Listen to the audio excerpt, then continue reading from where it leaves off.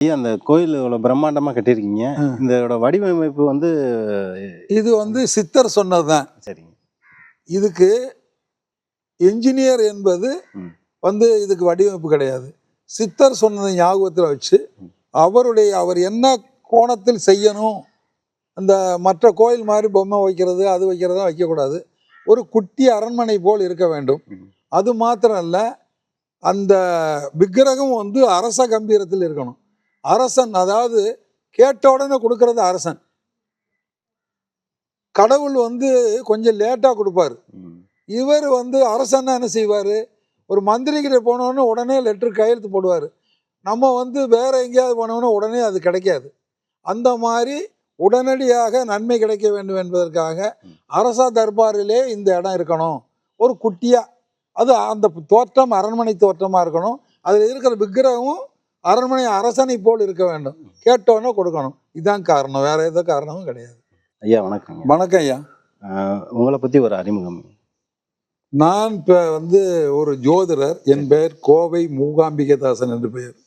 நான் சாய்பாபா காலனியில் என்னுடைய அலுவலகம் உள்ளது.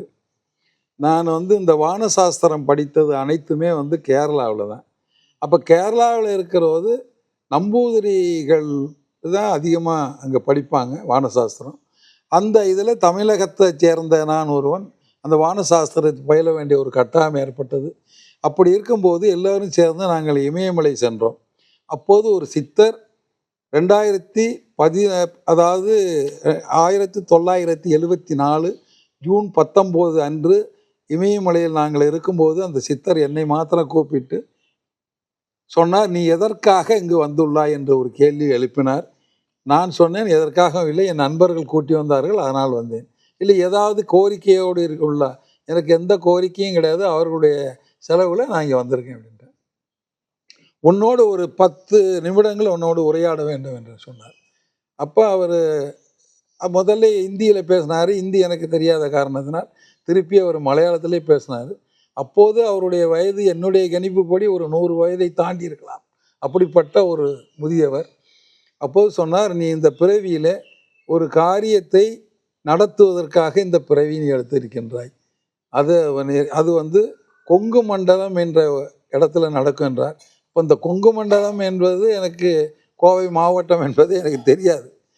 அவர் அப்போது சொன்னார், இந்த மாதிரி ஒரு ஆதிசங்கரர் கால் வைத்து, ஸ்ரீ ராமச்சந்திரர் கால் வைத்து, சித்தர்கள் அனைவரும் நீராடி, சீரடி பாபா அவர்களும் நீராடிய கௌசிகா நதி என்ற நதியிலே நீராடி இந்த இடத்தை காண்பித்து, இந்த இடத்துல உள்ள மரத்தில் அவங்க வந்து பூஜை பண்ணிட்டு போயிருக்காங்க அப்படின்னு சொன்னார். அப்போ ஆதிசங்கரர் இந்த இடத்துல கோயில் நிறுவுறதுக்கு முடிவு பண்ணியிருக்காரு. ஆனால் இன்னொரு பிறவியில் ஒருத்தன் வருவான், அவன் செய்யட்டும் என்று அவர் புறப்பட்டு விட்டார் வடநாட்டுக்கு. அதற்கப்புறம் இது எப்படி நடக்கும் என்ற ஒரு கேள்வியை நான் கேட்கும்போது அவர் சொன்ன பதில், பல கஷ்டங்களுக்கு நீ ஆளாவாய், ஆனால் 40 வருடங்களுக்கு பிறகு இது நடக்கும். இதில் தரிசிப்பவர்கள் அனைவருக்கும் எல்லா நன்மைகளும் கிடைக்கும். வேற இதில் இந்த விக்கிரகம், இந்த கோவில் அமைப்பு எல்லாமே அவர் சொன்ன அமைப்பில் தான் இதை செஞ்சுக்கிட்டு இருக்கிறோம். இது வந்து 40 வருஷத்துக்கு முன்னாடி, இது 1974 ஜூன் 19 அன்னைக்கு சொன்னது. ஆனால் அவர் நடக்க போகிற தேதி சொன்னது 2016 ஜூன் 19 அன்னைக்கு தான் இதனுடைய ஆரம்பமே உண்டாகும் அப்படின்னாரு. அந்த தேதியில் தான் நான் இந்த இடத்துக்கு வர வேண்டிய ஒரு இயற்கையாக வர வேண்டிய ஒரு சூழ்நிலை வந்துச்சு. அதற்கு பிறகு 2021 முதல் இது கட்ட ஆரம்பிச்சாச்சு. அது இப்போது முழுமையடையும் தருவாயில் இருக்குது. ரெண்டாவது என்னென்னு கேட்டிங்கன்னா, இது வந்து இது வந்து இந்திரபிரஸ்தம் பாபா அறக்கட்டளை என்ற பேரில் இந்த இது பதிவு செய்யப்பட்டிருக்கு. அதுக்கு மத்திய சர்க்கார் அதை இன்கம் டாக்ஸ்லேருந்து 12 ATG வருமான வரிக்கு கொடுத்துருக்காங்க. அதில் நிதி ஆயோக் திட்டத்தின் கீழும் இது பதிவு செய்யப்பட்டிருக்கு. அதனால் இதில் வந்து நிதி உதவி செய்பவர்களுக்கு வருமான வரி விலக்கு உண்டு. இதில் வந்து தரிசனம் செய்கிறது பல லட்சம் வந்து தரவே செய்யாத புண்ணியங்கள் இதில் வந்து சேரும்.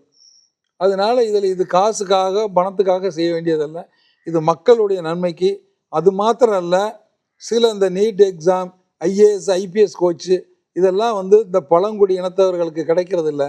இதெல்லாம் இந்த பழங்குடி இனத்தவர்கள் மலைவாழ் மக்களுக்கு நிறைய கிடைக்கணும், இங்கே உள்ளவங்களும் பெரிய பதவிகளில் வரணும் அப்படிங்கிற ஒரு நல்ல நோக்கத்தோட இந்த கோவை மாவட்டத்தில் ஆனைக்கட்டி என்ற இடத்துல கோபனாரி சாலை ஆலங்கண்டியில் இது உருவாக்கி வருகிறோம். இதனால் மக்கள் வந்து இது நல்ல உதவி செஞ்சால் அது வந்து பெரும் உதவியாக இருக்கும். இப்போ இது எப்போ வந்து இப்போ வந்து சிலையை வடிச்சுக்கிட்டு இருக்காங்க. சரிங்க. இந்த சிலையை வடிக்கிற காரணம் கொஞ்சம் காலதாமம் ஆகுது. சரிங்க. சிலையினுடைய விலை மதிப்பு சற்று அதிகமாக உள்ளதால் அதுக்காக நிதி உதவிக்காக நாங்கள் வேண்டிக்கிட்டு இருக்கிறோம். இந்த 2025 கண்டிப்பாக கும்பாபிஷேகம் நடந்தே தீரும் அப்படிங்கிறத பொதுமக்கள் பயன்பாட்டுக்கு இது பொதுமக்கள் பயன்பாட்டுக்கு விட்டுருவோம். இது வந்து இது அறக்கட்டளை தாங்க இது. அதனால மக்களுக்காக, மக்கள் சேவைக்காக, ஏழை மக்களுக்கு உணவளிக்கிறது. அது வர்றவங்க அது அரிசியோ புளியோ பருப்போ எதை வாங்கி கொடுத்தாலும் அது ஏழை மக்களுக்காகவே அதை வந்து நாங்கள் செலவழிக்கிறத தவிர நாங்கள் ஆடம்பர வசதிக்காகவோ கார் வாங்கணும், பங்களா வாங்கணும், வீடு வாங்கின நோக்கத்தில் இல்லை. மக்கள், ஏழை மக்களுக்கு, இங்கே இருக்கக்கூடிய மலைவாழ் மக்களுக்கு எல்லாருக்கும் சிறப்படையணும், இந்த நாடு நலம் பெறணும், இந்த கோவிலில் உலகத்திலே இந்த கோயிலுக்கு போனால் தான் நல்லது நடக்கும்னு சொல்கிற அளவுக்கு இது புகழ் பெறணுங்கிற காரணத்தினால தான் இது வந்து நாங்கள் அது ஒவ்வொன்றும் பார்த்து அதை நாங்கள் செஞ்சுக்கிட்டு இருக்கோம். அதனால் உலக மக்கள் பல நன்மைகளை அடைய போகின்றார்கள். கடைசி காலத்தில் இங்கே வந்து என்னைய சமாதியை அடைய சொல்லி அந்த சித்தர் சொல்லிட்டாரு. இதோ இது என்னுடைய சமாதிக்காக கட்டி வைக்கப்பட்ட குழி, ஜீவ சமாதி. ஆமாம், அது அவர் சித்தர் சொன்னார்.